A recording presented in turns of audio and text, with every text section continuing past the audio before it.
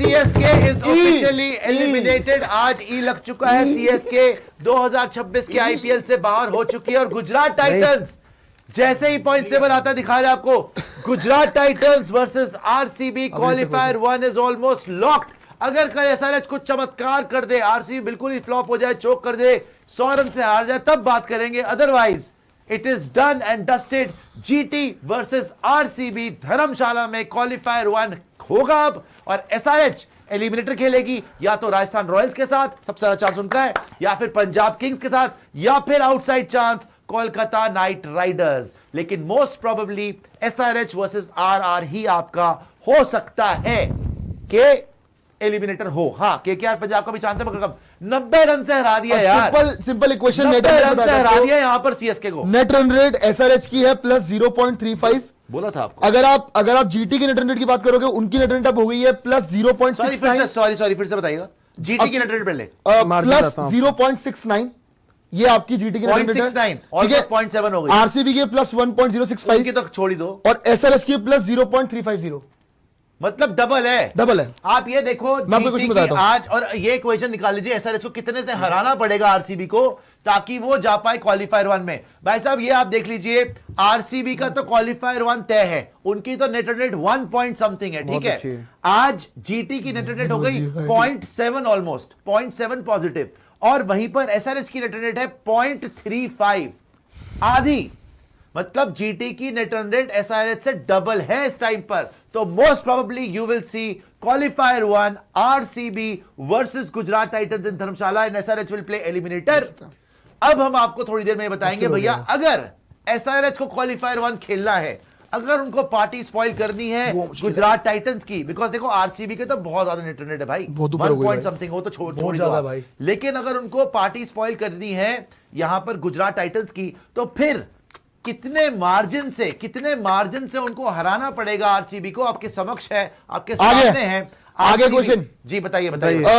अगर आप एक सेकंड रुकिएगा बस। हाँ, 112 रन से हराना पड़ेगा, 112 रन और 9.4 ओवर में चेस करना। तो भाई ये ऑलमोस्ट इम्पॉसिबल है। मैं आपको सिंपल बता रहा हूं, जो एसआरएच के फैंस हैं, जो और ये सिर्फ तब है कि जीटी को आरसीबी को हराने के लिए, क्वालिफायर 1 खेलने के लिए, मतलब जीटी को हटा के ना। ये जीटी को हटा के, ठीक है। तो भाई देखिए, यहां पर आरसीबी का 1 पॉइंट समथिंग है नेट रन रेट, ठीक है, जीटी का 0.7 है। अब अगर एसआरएच को क्वालिफायर 1 में आना है, अभी तो क्वालिफायर 1 में कौन बैठे, आरसीबी वर्सेस जीटी, अगर एसआरएच को आना है तो ऑलमोस्ट इम्पॉसिबल हो चुका है।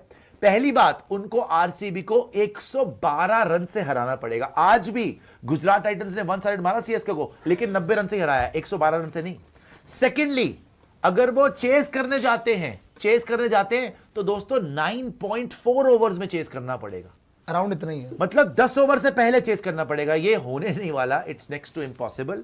तो अब आप मान के चलिए कि आरसीबी वर्सेस गुजरात क्वालिफायर 1 और एसआरएच खेलेगी एलिमिनेटर। खैर वापस आते हैं, पॉइंट्स टेबल दिखाते हैं।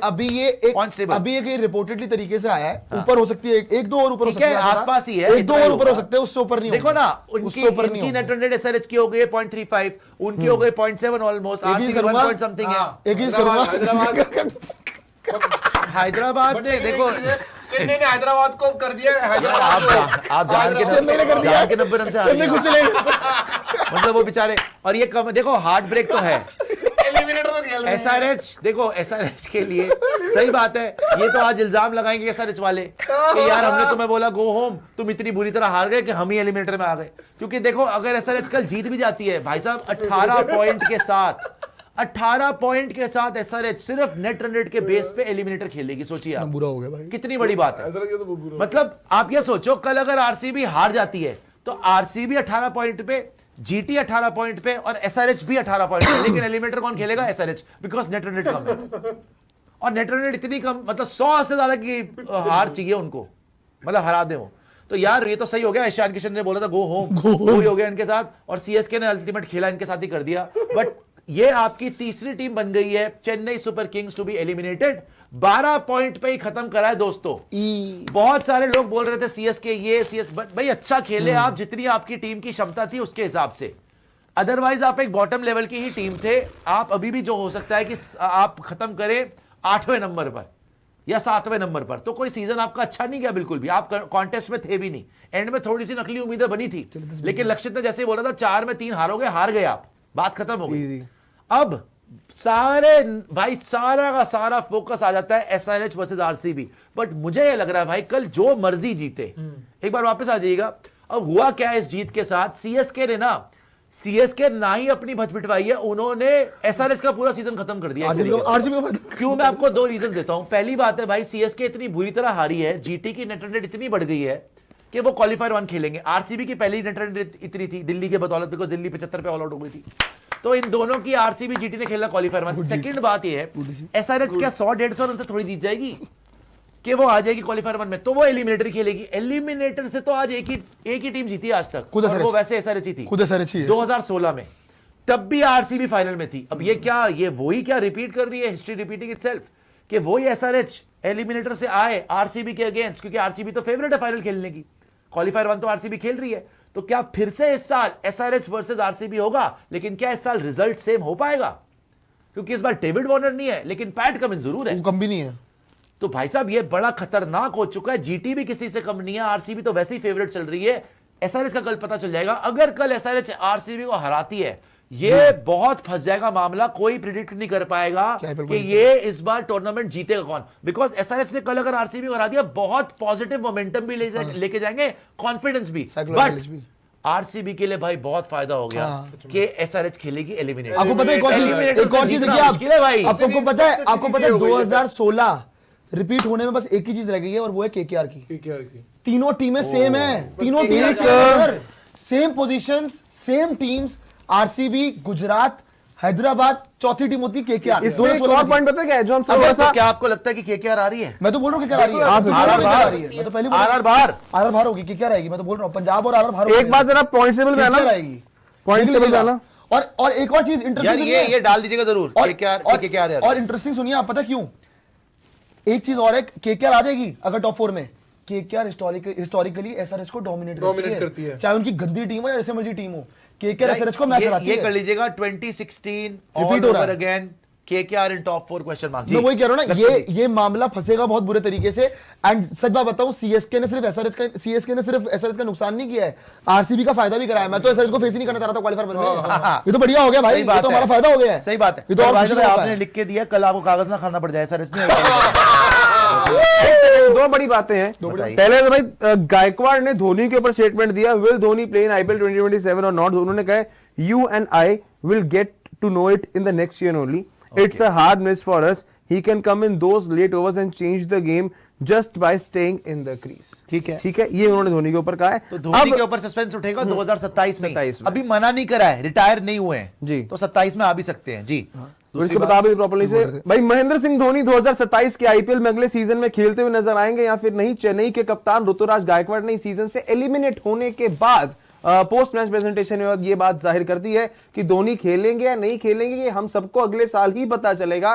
और उन्होंने कहा अगर वो आएंगे भी तो वो सिर्फ आखिरी ओवर में बल्लेबाजी कर सकते हैं और गेम को वहां से बदल सकते हैं। लेकिन जो कहा जा रहा था धोनी 27 में खेलेंगे या नहीं, गायकवाड़ ने कहा अगले साल पता चलेगा।